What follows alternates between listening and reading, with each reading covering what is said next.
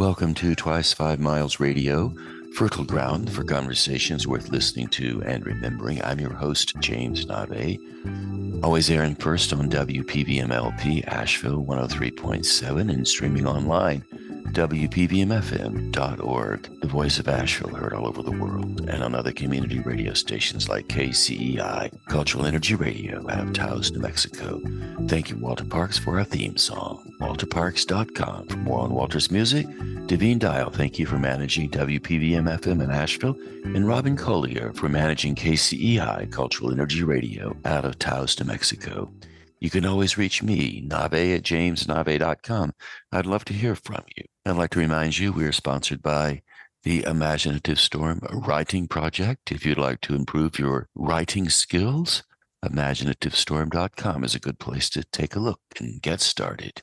Today I'm airing a show I aired a couple of years ago with my good friend PJ Ewing, who is based in Manhattan. PJ creates a radio show every week he calls Lester the Nightfly. Lester is a fictitious character who appears in a Steely Dan song of the same name, Lester the Nightfly. Lester is a DJ. He's airing a late night show out of Baton Rouge, Louisiana, and he's always wondering who's listening. Well, PJ has a lot of people listening to his show, Lester the Nightfly. I think sometimes PJ fancies himself as Lester, although he's PJ. And unlike Lester down in Louisiana, Baton Rouge, airing the show, PJ airs his show all over the country on all the platforms. So you can hear Lester the Nightfly by Googling Lester the Nightfly, and there it will be. And I love the range PJ has regarding music. I've known a lot of people who know a lot about music. Don't think I've ever met anyone who has a range like PJ does. He loves all kinds of music, and his show, Lester the Nightfly, looks at all of these genres, and he's been doing it quite a while. This show, as I said, was 2 years ago when I interviewed PJ. He's continuing on. He has almost 200 shows to his credit now. So I started this interview by asking PJ a really simple question. I asked PJ why he loved radio, and here's what he said. It's been a passion of mine since I was very young. The first gift that I remember as a sort of an 8-9-year-old was a transistor radio in Michigan. I remember listening to the Big 800 on the AM dial, where they would play a powerful station where they would play pop songs. And I remember hearing Afternoon Delight on the radio, waiting for that song. I mean, this was really early days in the backyard in, Farmington Hills, Michigan. And it was able to live with me. It worked wherever I went. I had that little, the strap that goes around your wrist, that little, like a yellow transistor radio.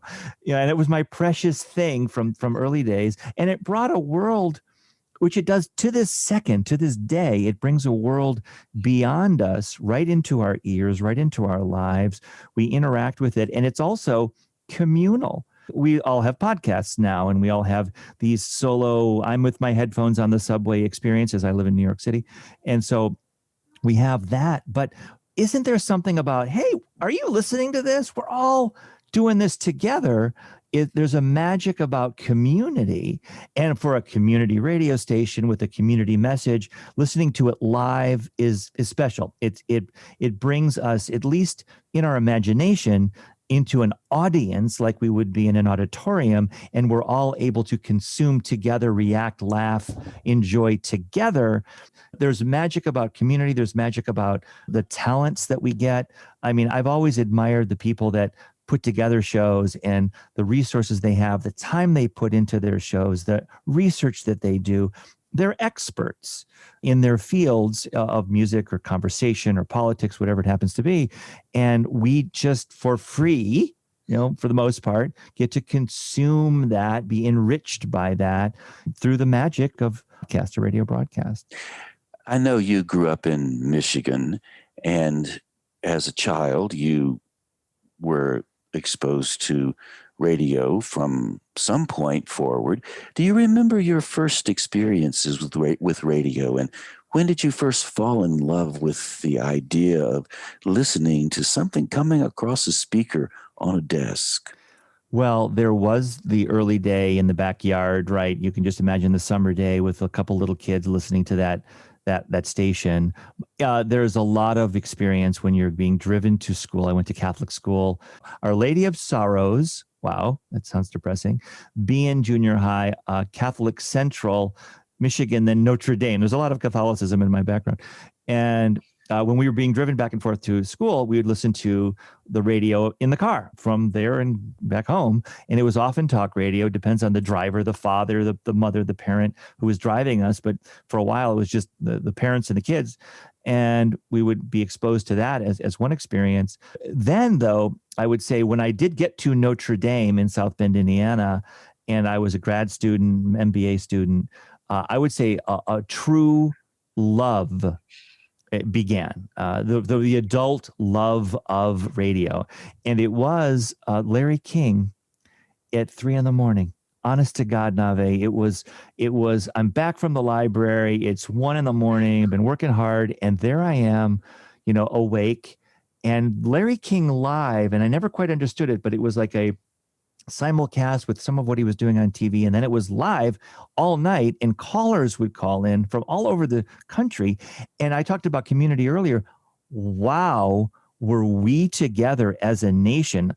It didn't seem like we were left and right and so separated and divided, whether you're a trucker in the middle of the night driving, or you're an insomniac on the East Coast, or you're still going to bed on the West Coast. I mean, we were all having a conversation. He'd have a guest, calls coming in, and it was just magic. And I fell in love with that national conversation. I really felt like, my goodness, does anyone know about this? It's 3 a.m. and I am listening to the heartbeat voice of America. At that point, I then discovered NPR and became a crazy NPR fan. And of course, more recently, I've discovered podcasts. I heard a podcast radio thing this morning that I had never heard before that blew me away. I'm 55 years old here in Manhattan with exposure to all kinds of media, and yet it's still audio that drives me, I think. Going back to Michigan for a moment, do you have any memories of the wintertime and how you engaged in music and radio during the winter? Because I know the winters in Michigan are rather cold and snowy, and it would be more of an interior place. Do you have memories of those interior times growing up, or even as an adult, the quieter times, and how music and radio informs you? Well, I see music as a companion and radio as a companion. It is a more indoor time. I think of the solstice when I think of, this time of year, and the fact that we're at the darkest time of the year. And there is an artist named Paul Winter, and he had a consort that he had, and they did a special solstice celebration, and it was done at the Cathedral of St. John the Divine here in Manhattan. It would run all night from midnight on to the early morning. You'd walk out into the daylight. I think of that ancient, ethereal, echoes in a church, contemplative music and emotion, because we are more inside during the winter times. Of course, around the holidays, I have in my head still spinning all of the holiday music that we would consume. And I was a big fan. One of my recent shows that I did was about lost but still amazing holiday music. And I think about the Firestone records. Navé, do you recall those? How a record came from a tire shop and that we all listened to in the 60s is just crazy. But I ended up having all of them from my parents. $5 they'd spend on getting their tires put on, and then a record from a tire shop.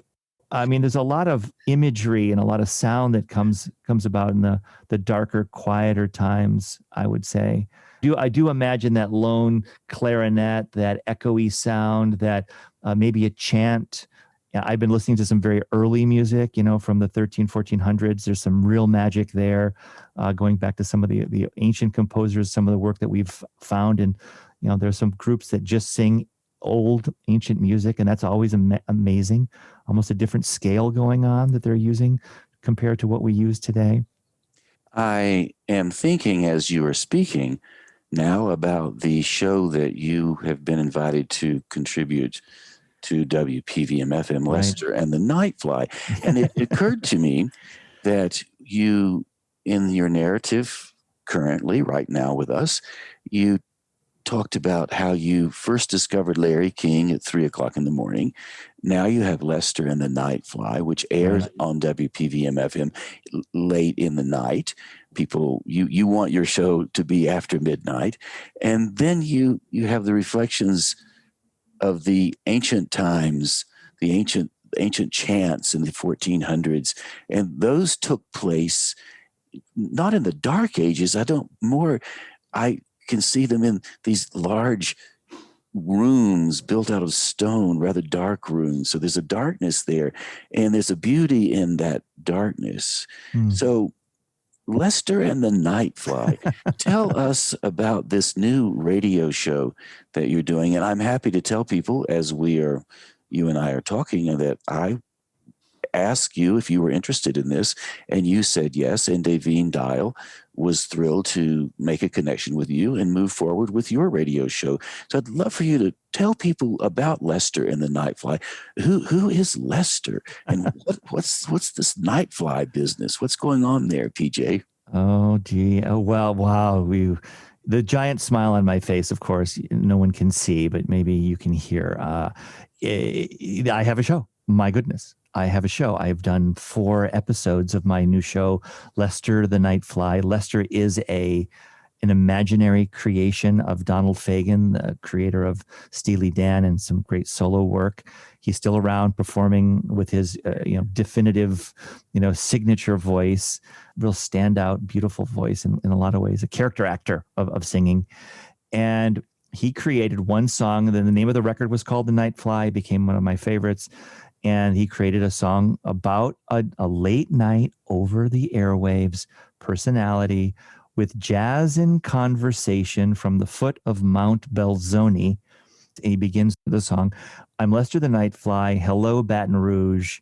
And he goes into this, I'm a late night DJ. I'm here all night. I'm smoking my cigarettes. I'm drinking my black coffee. I'm having wacky conversations with nutty people, playing jazz. I named my show after that song and that imaginary personality very specifically for a real reason, because I want to be Lester. I want to chat with people with crazy conspiracy theories. I want to hear the Larry King, the patter, the dialogue. I want to play some select clever music that's obscure and unknown and wonderful. I like that world a lot. I want to be able to share magical things, things that I have come across that I think will be valuable and interesting to people. I want to go deep intellectually into the story. I want to know why the artist did what they did, how they did it. For instance, I've shows coming up where I'm literally breaking apart songs into the samples that were sourced for those songs. It's a band called the Avalanches in this case, and I'm forensically going in to kind of parse out what's happening so that we can say, wow, it's a great creation what those wonderful guys did, the Avalanches, but look at the source material on its own. How wonderful is that? I'll do 3 shows on that. So I'm not trying to be too intellectual, too heady. This is entertainment. This is fun. We don't want to hear me prattle on for hours on end, certainly. But what I think I can do is help us turn our attention to something that I think is marvelous, and we can all hopefully take something away. And I literally have homework for people listening, like, okay, well, guys, go listen to that full record. Go watch that video. Go explore that little world if you have the wherewithal, because I've had an hour with you. We've done some wonderful things. We've heard some amazing creations. And, the truth is, Navé, I don't have the answers. I don't know these answers already. I don't approach the Avalanches with some special knowledge, having been a fan forever. Do I know things that other people don't? Well, maybe not. But the process of building the show, I have found, has been absolutely illuminating for me.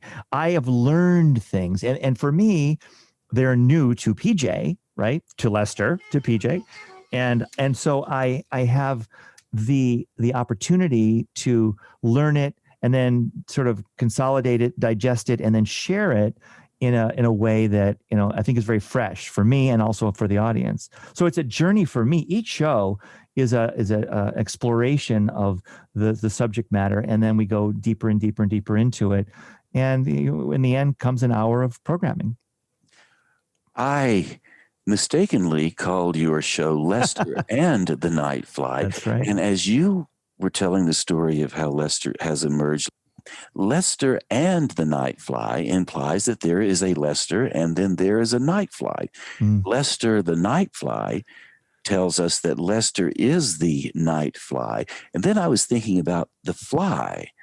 And at first one thinks of the Nightfly as a fly that might be buzzing around the room, which is a legitimate thing to think about because the Nightfly is staying up and it has all kinds of big eyes and it can see lots of places. But I was also thinking of Lester taking us on a flight at night. Lester the Nightfly, you are flying at night. So you are a fly and yet you're still flying us as well.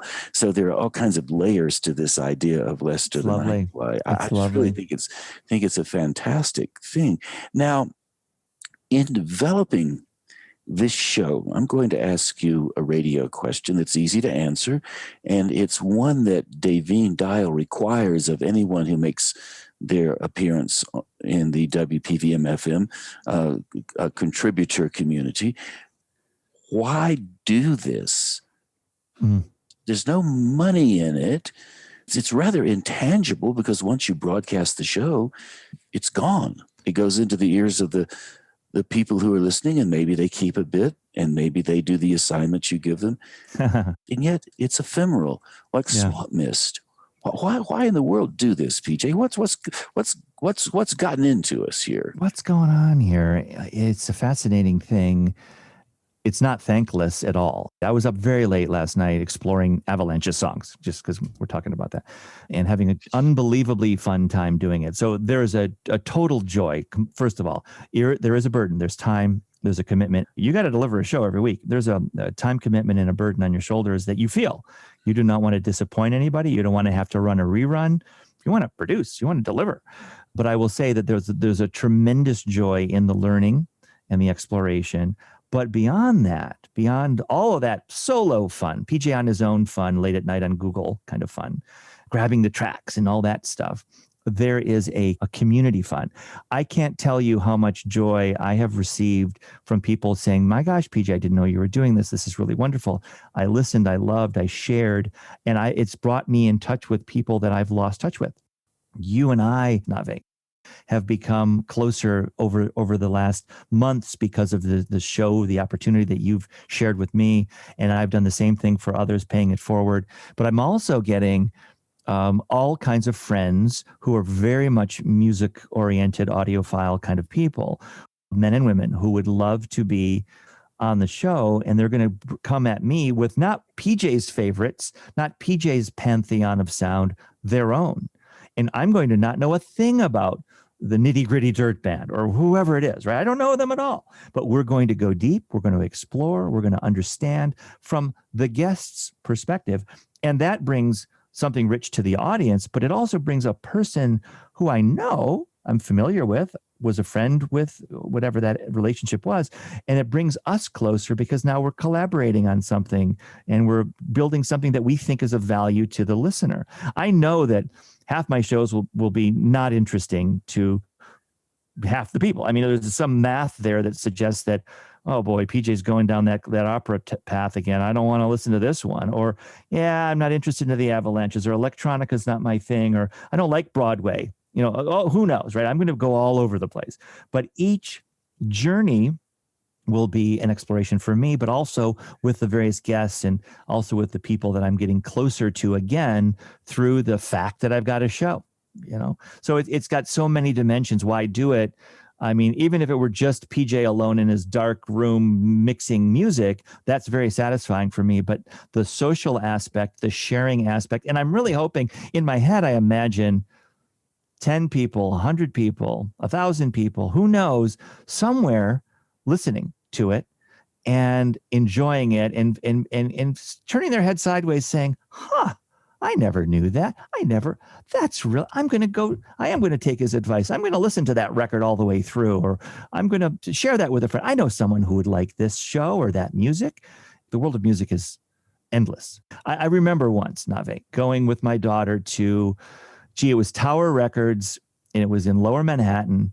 I was trying to share with my daughter kind of the last gasp. You can buy vinyl. This is what it's like. She was 5 or something. And I walked in and I looked around and I realized that me, a musicophile, music interested, fascinated with sound, I knew less than 1/2% of what was in that store. Less. I mean, who knows? I knew a tiny sliver of what's out there.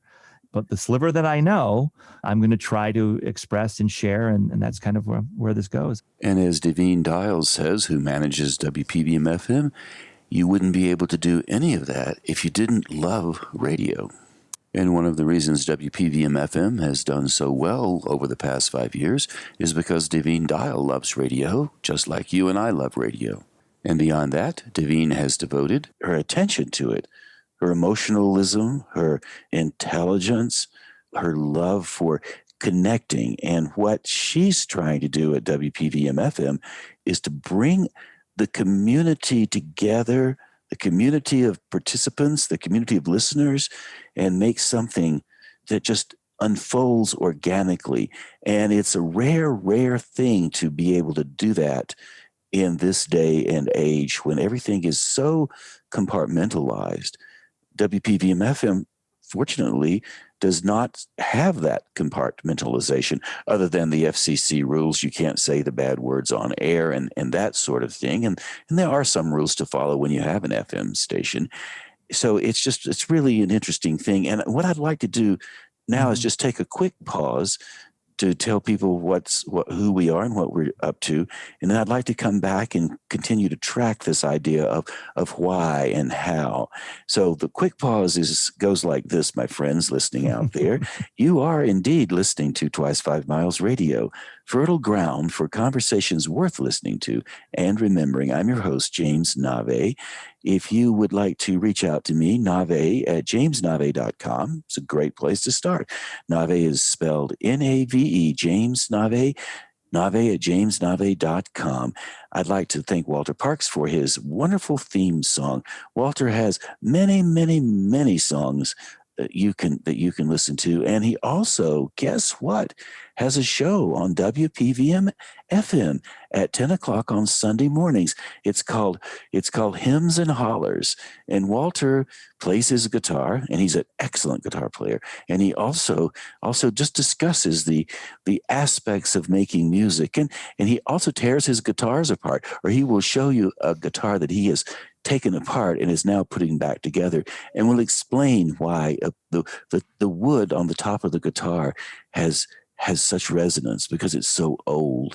And he's a guitar collector, as you might have already guessed. So his show at 10 o'clock on Sunday morning, airing on WPVM FM, is a fun romp through Walter's imagination, as well as offering up tips on how to write songs. So if you're a songwriter and you're interested in songwriting and how to do it, Walter will give you some insight. So that's Walter Parks, who also contributes to our theme song here on Twice 5 Miles Radio. So thank you, Walter, for that. WalterParks.com if you'd like to know more. And Devine Dial, we're talking about the radio station today, WPVM FM.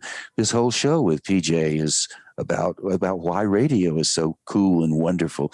So thank you, Devine, for bringing all of your attention to this station and being so open-minded about allowing the creativity to emerge in its own way, in its own time, spontaneously and with great joy, and never in solitude, always in community. And that's a real plus for community radio. So if any of you are interested in being part of WPVM FM or knowing more, WPVMFM.org. You can make a donation. You can read about the museum that Devine has put together, little radios that are rare and collectible. And at some point when COVID-19 passes and the new year becomes a little more mature, hopefully in the spring, and we're able to get back out and walk around our communities again, perhaps you'll take that opportunity to stop by WPVM-FM and visit Davine and see all that's going on there. Or maybe even you yourself could be involved in the station. Who knows? Also, I do want to tell you, Twice 5 Miles Guides sponsors what we do here. Twice 5 Miles Guides, it's a bunch of little guidebooks that I produce with my business partner, Allegra Houston. And those are little books that help you get your creative work over the finish line.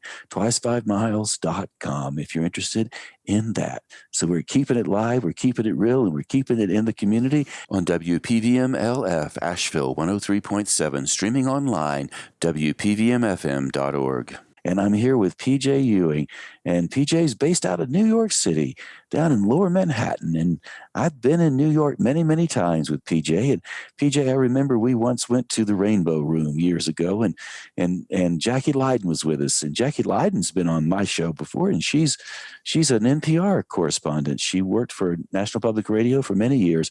She anchored Morning Edition and Weekend Edition and All Things Considered, and was the Middle Eastern correspondent in the 90s for the news part of NPR. So Jackie was on the show, but Jackie and you and I went to the Rainbow Room, and I think we also, someone else was with us, but I don't have a memory of who that was.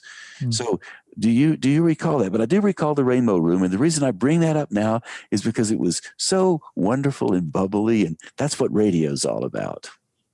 It is. The city is almost closed right now, but it will reopen with a vengeance starting, I think, in the spring. It is the New York that we loved and we enjoyed and ran around, and the Rainbow Room, the Carlisle Hotel, the haunts, the bars, the martinis, or the gimlets, as I used to drink, are waiting for us, I just have to say. But right now we are just hunkered down and trying to just get through this winter. But it will reemerge, and the magic of those places, is living in my memory as well. And I remember going to the Rainbow Room a number of times. There's only one in the world. There it is, way atop the Rockefeller Tower. It's remarkable what's there and what will sort of come back. I did a show for this New Year, which was about the Carlisle Hotel, the Cafe Carlisle. Bobby Short. Do you know that name, Navé? Do you know the name? Yes, I do know the name Bobby Short, yes. Right. A famous New York singer. He was New York-centric, based in New York. I've heard a few of his things on YouTube. I never saw him live. Well, I won't go deep into that, and I have a whole show devoted to this thing. But I will say that he came to New York, found a home in the Carlisle, the Cafe Carlisle, and was there for 35, 37 years. African-American from modest roots in Illinois, and ended up creating a huge, very sort of romantic and very well-heeled, sophisticated sound. Rodgers and Hart, Cole Porter, the voices, the composers of yesteryear, he would reinterpret with his piano and his small little combo. And it was one of the fanciest things that you could find. And there's only one city in the world that could really exist in, and I think it is New York, where you have the magic of a personality and a sound, and then the audience. You'd have the stars of the stars hanging out and having dinner and watching a person like that. And that's just one of the million things going on in any evening in the city. One of the reasons I'm here in New York. Imagine this, Navé. You're 14. Your parents bring you to New York on this whirlwind holiday time, Christmas and New Year's kind of time. You go to the Metropolitan Opera and see Die Fledermaus, Johann Strauss's waltz, beautiful, funny, traditionally a New Year's thing, on New Year's Eve. The thing ends, and they're about to do curtain calls. We're all racing up the aisle to black town cars to race us from West Side to East Side to catch the midnight show of Bobby Short at the Carlisle Hotel. We're little kids. My sisters are 10 and 8. And me, and we're and all three of us, this is like from a movie. Well, that evening, that impacted all three to the point where all three children moved to New York. We all set up lives and residences and careers. We all ended up here because of the magic of a city like this, and those experiences as young kids. Big impression it made on us. I read once New York is one of the few cities, there are others in the world like this, but New York especially, when you arrive in New York, you are immediately cast in the play and you are no longer part of anything else that you had before, but you are in that moment in the city, and the city starts to do things to you. The first time I arrived in New York was 1972, and I hitchhiked from North Carolina with a woman named Mary Lee. We were young, and we were going to Europe, flying Icelandic to Europe, and it was 1972. And somehow we managed to get into the city, and I ended up in the West Village, and some fellow invited us to come and stay 2 nights until our plane left on Monday or something. And that was my first experience with the city. And since then, I've been in and out of that place, just endlessly, and lived there for about, I don't know, many years with Tish Fayez. We were on 29th Street, and then much of the time in Brooklyn, and it's just been a wonderful, wonderful, wonderful experience. And as we are now sitting in the middle of COVID time, the pandemic, what's it like for people who aren't in the city? We know that early days in April, it was really horrific in the city. People were really, really struggling. And now the city is quiet.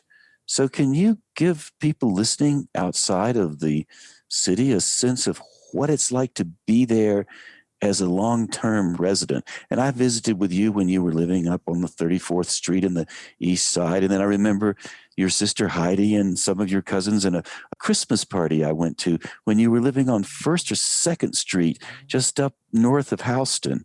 Yeah. And they had a tree and everybody played music, and it was a huge party that night. It was good fun. And then other places. Then you lived in a little apartment on the almost basement floor in the West Village for a while, I think. So you've been around for a long time in the city. What's it like now? You have a great memory, by the way, of all those times. Amazing.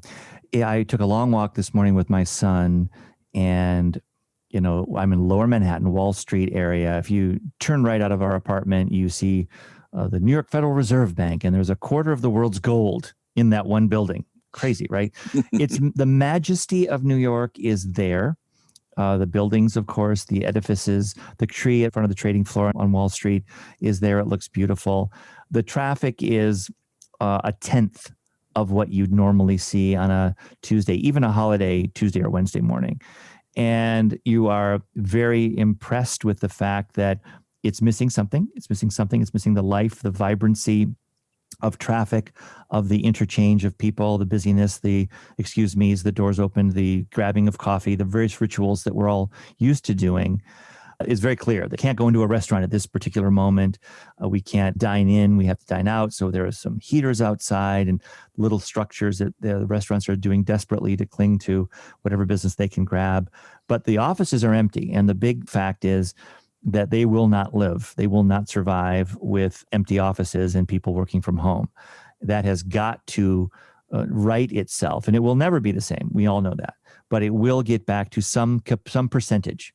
And they're already planning what to do with these spaces that are no longer going to be filled with people, but they're going to be different uses of these facilities. It's going to be a really difficult 4 or 5 years. They say 2025 before we're looking like the old New York that we were, and maybe we'll never look like that again.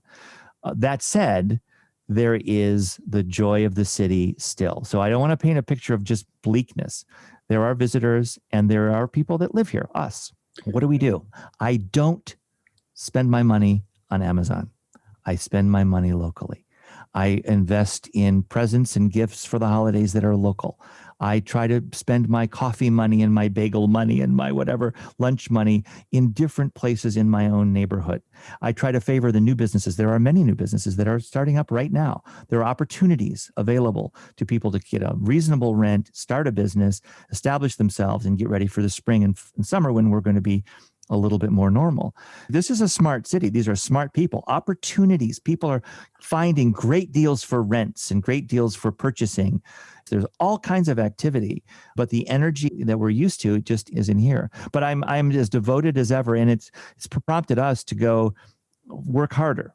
Go to the bookstore at the Seaport and spend money there in person. I bought my wife apparel at a local shop in the Seaport just to spend money here versus the former way that I used to behave, which is, order it on Amazon. It's all there. So I'm trying to support the neighborhood that I'm in, and also just show the love. These are people that are very concerned about their livelihoods and their businesses.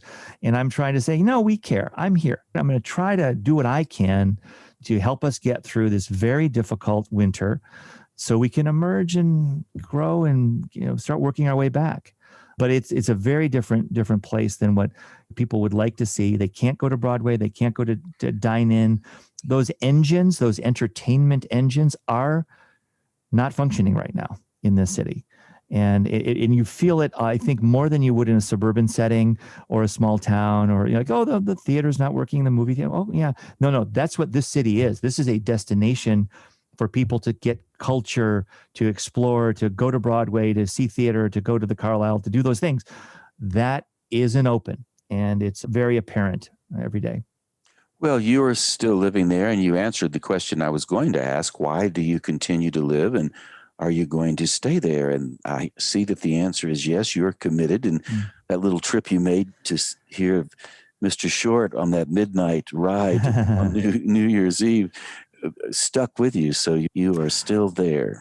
There was a dialogue with, I think, Jerry Seinfeld, and he'd written a piece, and New York is going to come back. And there was a lot of dialogue. This is 3 or 4 months ago, I think. And some people have left. I mean, there is a flight. It's to Connecticut. It's to New Jersey. It's to Long Island. The reason to be in New York is strong, and they're leaving, and they have the wherewithal, the means to just up and go. And the values have gone down in apartments, and so they're not going to make a profit on their apartment and all that stuff. That's just opportunity. I mean, this is New York. This is not, it was a fun idea for a while, I'm going to move. I don't want to live in Connecticut. This is New York City. There is no place on earth. This is still the middle of everything. The middle of the planet is New York City. And yeah, we're hurting. We're suffering big time. We don't really suffer in the usual recessions. New York goes down a little bit. It holds its own. It's got so many engines driving its economy. Well, we've been hit 3 different ways. This is much more painful than any recession, depression, I think, that we've ever faced, as far as I understand. But this is New York. What's interesting to me about it, and which is bringing me back around to our love for radio, in this time of COVID-19, the pandemic, we are here. We are enclosed. I am at the end of a driveway in Taos, New Mexico. I don't have a coffee shop nearby. I mostly go to the grocery store once a week, and the rest of the time I'm at the end of the road. I do have my bubble with my pod, I think you call it, with Allegra Houston, and she and I interact on some projects that we're doing. But mostly, I don't go out. I see the hawks take a dive into the field, or the deer walk past, and yet you and I both are sharing these bubbles where we are confined to these creative spaces, and so we have an opportunity. And again, thank you, Davine Dial, for giving us the radio to do this with, plus other things. I know you do a much more than the radio, which we haven't really talked about, but you have other interests. And so you have a wide range of things that PJ Ewing does. And that's why you're able to bring this insight to the microphone, because of the wide range of life experiences that you've had. So as we move through this pandemic, and we're in the heat of it now, even though the vaccine is available, we have an opportunity to reflect on what's happening now, get our emotional atmosphere, even if we're not talking about COVID-19, our emotional atmosphere somehow comes through that subtext we are experiencing. We know things are going to be different from this point on, and we're recording and creating and making in that environment of massive global change. Now, what does that mean? I have no idea. And yet I am conscious of the privilege we have to participate in this, as all creative people do. The artists that we all know are doing it, or at least I hope they are. Well, everyone's trying to find an outlet for their creativity, and it's a challenge for so many because their art may not translate as well on Zoom, on video, in audio. It's a really dark time for, I think, those people. The creativity that people have the ability to invent and share and develop something new out of their own art or their own background is astounding. Americans are incredible people. So are people from around the world, but we have a fortitude that we're having to rely on. We're having to lean on each other a lot more, and we have to band together to do that. And that means donating to little radio stations or to the local coffee shop, or to express the love, not just in likes and follows and comments, but in tangible, meaningful ways. If we can't, if times are tight and money is tight, and it is for so many, then we just have to do whatever we can to share, express, and try to support those that we can. I mean, you're in a more isolated setting. I'm in a more urban setting. But they're a lot more similar to each other right now than they ever have been. That's right? quite true. There are a lot of people listening to this show who would like to start exploring the idea of podcasting, of radio, and they have the equipment to do it because the smartphones work great and there are lots of ways to go about it. So would you give a few thoughts to people who are thinking, gee, these folks, Navé and PJ, are deep into this. Maybe I'd like to try a podcast too. Do you have some thoughts for people who are thinking, I'd love to do that? How would they go about it? I do. And it's not, as we all know, the barriers to entry are very low. So you are able to create an audio piece very easily. You can get licensed music if you wanted introductory music for your podcast. You can record it and you can edit it in very free packages, software packages, so that you have a nice sounding show without too much difficulty. You wanted some decent equipment, which we all can gather for not a lot of spending. And then you have programming. What really defines your success and level of longevity is going to be how committed you are to it, how much you love the topic, and really, in the end, how much of a niche that it is, because the big categories have been staked out. People are doing news and they're doing big, broad topics. But if you can gather something that's has something special about it that you have a particular interest in or knowledge or expertise in, and it might be very easily defined and relatively narrow, you have a chance of maybe breaking through to an audience amidst the 850,000, 900,000, 1 million podcasts that are out there. Because the barriers to entry are so low, everybody can do it. And that means there's a lot of competition. So you pick any topic, knitting, public affairs, science, astronomy, you name it. There are a bunch of people already there doing a show. They've got to be as good as they can be. You want to be, good, but you want to pick as much of a niche as you can. The other thing you want to do, because, getting it out there is the next task. You want to have a website. You want to do it yourself, have someone do it. You want to make a great website, because in the world of Facebook and social media and all the other outlets, you can be taken off the air, turned off, pushed to the side instantly by forces way beyond you or me. But when you have a website, you have your own home in the world, a digital home, and you want to have a great home that is a place where people can come, get to know you, explore, hear your shows, learn about you, contribute. That is your website. It's not Facebook. It's not Pinterest. It's not these other places that are not there for you. They are there for themselves to sell advertising dollars. They are not there for you. I got a free website. I got a free Facebook page. Yeah, there's a reason it's free. You want to have a website that you can spend a little time learning how to develop yourself and work with, because that's your new home for your art, for your show, for your creation. And it's got to be great, and it's got to be easily accessible. And, that's something that I spend a lot of time myself for the website that I have for my show. But it's really, really crucial. And then the tools are generally free for you to distribute your work to Spotify and all the other places out there for your creations. And you just have to stick with it. And you have to embrace everyone who's listening. You have to go out there and reach and talk to them and, learn with them and invite them, and get the more collaborators you can have, the bigger your audience, the faster your audience will grow. It's a great place.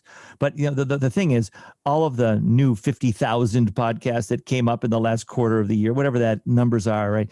A lot of them will be gone because they don't have the burning passion, the desire, the fire in their belly, as Davine Dial would describe, to make it, to stick with it, to love it, to embrace it, to see where it leads them.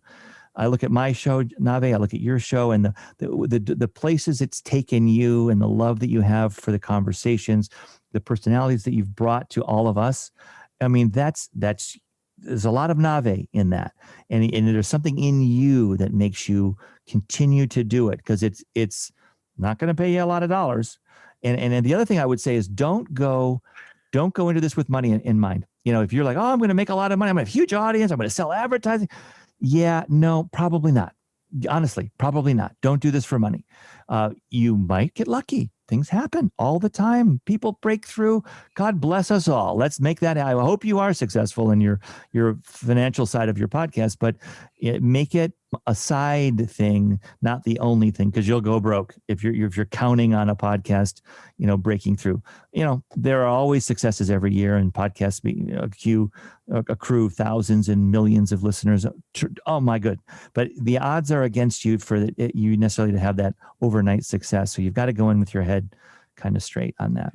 And one of the things I've learned about this, and I've been doing this now 4 years, I believe, and was when I started because I wanted to talk to people. I thought this will be fun. You get somebody on the air and you talk to them for an hour, and Devine is fine with whatever you say, as long as you don't cuss with, I think there's 8 words you can't say, but if you don't say those 8 words, you're clean, you can go.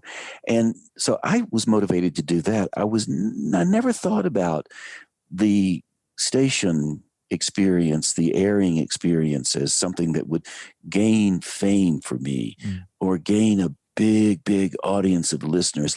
I was thrilled to do it because I wanted to connect with one person. And what I've learned about doing the podcast, which I call everything now a podcast, even if it is aired on WPVM FM, I've learned that the most important person is just the one person who's listening. And you always will have at least 1 or 2 who will listen to your show. And likely you'll have a lot more than that. But I'm just being very, very conservative here. I know WPVM FM has a range of 18 miles in Asheville, Western North Carolina area. So a show like this one will maybe have 500 to 1,000 people tuning in and listening to the show, plus whatever happens in the other outlets. So I've learned, if you have the same experience I had, it will teach you how to create stories. You become a better storyteller when you take a podcast on, and you're telling your own story. You're exploring your story, like we've been exploring our stories today. So that's the wealth. That's the benefit for radio. It teaches you more about who you are, and as you learn more about who you are, the people listening will learn more about who they are, and it becomes a collective experience. Beautifully said. And it is that collective experience that we want. We are fascinated with humans, other humans, right? That in the end, you look at advertising or music or movies. What are we doing? We're studying ourselves.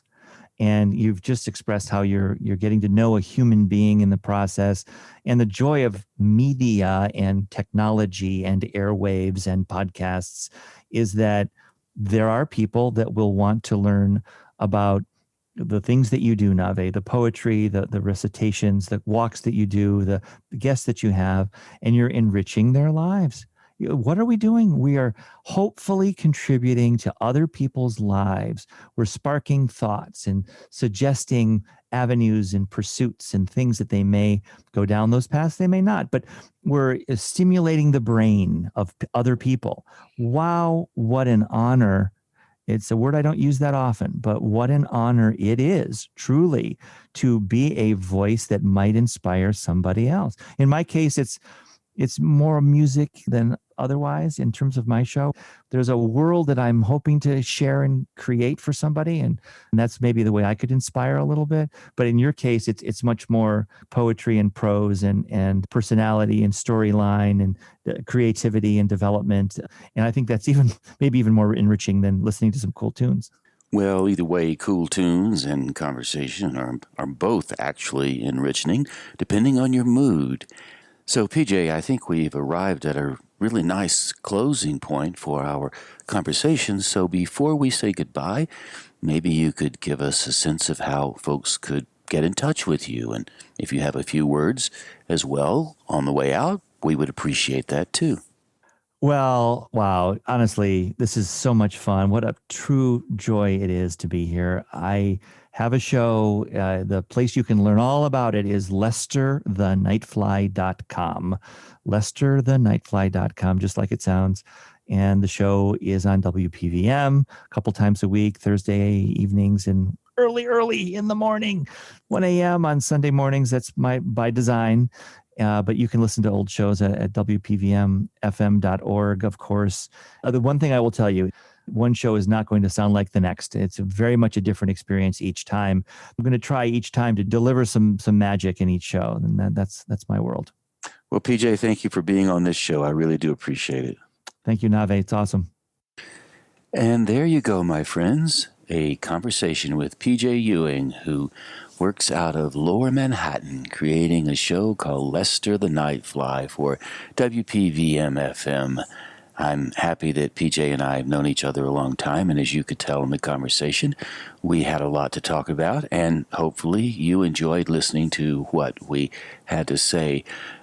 I like the idea of blending music and spoken word and conversations. And one of the reasons I do this show is because I'm a musician as well.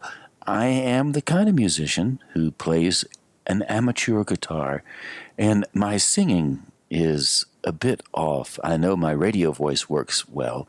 My singing, however, is definitely off. Funny enough, I don't have the ability to hear music in my head. It's a bit like people who are colorblind. They just simply don't see the colors. Red to a person who's colorblind might be dim red, maybe not even red at all, perhaps even gray. For me, I will occasionally hear a snippet of a song, unlike some of my friends who tell me they can listen to full symphonies in their head as if the orchestra is right there playing along. So I bring this up because I want to say that from a podcasting radio point of view, I have compensated for my lack of being on the note or the notes by creating these radio shows where I can speak. So, a guest I'm going to be having somewhere down the line on this show, I've admired for many years. He is definitely a good singer. He's a fantastic guitar player, and we've known each other since the early 90s when I met him at the North Carolina Outward Bound School at Table Rock, North Carolina, during a gathering of the North Carolina Outward Bound board members, plus many of the people who were involved in Outward Bound. I remember John Huey, the director of the North Carolina Outward Bound School, inviting me to come, and there I met Big John Scherer. And that was when I first heard Big John sing and play. And he had this fantastic way about him. When he stood, he was a rather large man, Big John. So when he stood, he drew everybody's attention with great expectations. And our expectations were realized when he started to sing. So now, in the spirit of PJ's Lester the Nightfly radio show and this podcast, I would like to now segue into one of Big John Scherer's songs to give you a sense of his good deep voice and his fabulous guitar work. Big John Scherer, my friends. Enjoy. Well, she's a high-flying woman all along and lean, moving nice and slow, makes you wanna scream. 24 gears and a overdrive. Any way she looks makes you feel alive. She comes on over just to say hello. When she walks away, well, it's time to go. She's a high-flying woman, hair on the ground. Blue eyes, blonde with the hips to please. Hurts so good to have her to seize. One look from her, keep you coming on back. Make you wanna go out and write bad checks. She gets up early just to bake the bread. works hard all day, gets the people fed. Come on down, put your feet on the floor. Mighty fine, sweetie, when she opens the door. Oh, babies all around and menfolk too. When she gets the time, she counts the money too. Women got to squeal, holler, shuck and jive. Maybe that's what keeps us all alive. She's a good-looking woman, got a real pretty face, slipping and a sliding all around the place. If you see her walking on down the lane, oh boy, those legs will drive you insane. Oh, blue eyes, blonde, and hips to please. Hurts so good to have her disease. One look from her, keep you coming on back. Make you wanna go out and write bad checks. Don't much matter who you call at night. I'd like to tell you, brother, it'll be alright. Don't care if it's late, son, I've been there myself, thinking those thoughts about somebody else. Oh, babies all around and menfolk too. When she gets the time, she counts the money too. Women got to squeal, holler, shuck and jive. Maybe that's what keeps us all alive. She's okay, some would say, oh no, but if I got the chance, I'd be the way I'd go. One thing sure, as I'm talking to you, my other mind's thinking about that Bunny Lou. My other mind's thinking that Bunny Lou. My other mind's thinking about that Bunny Lou.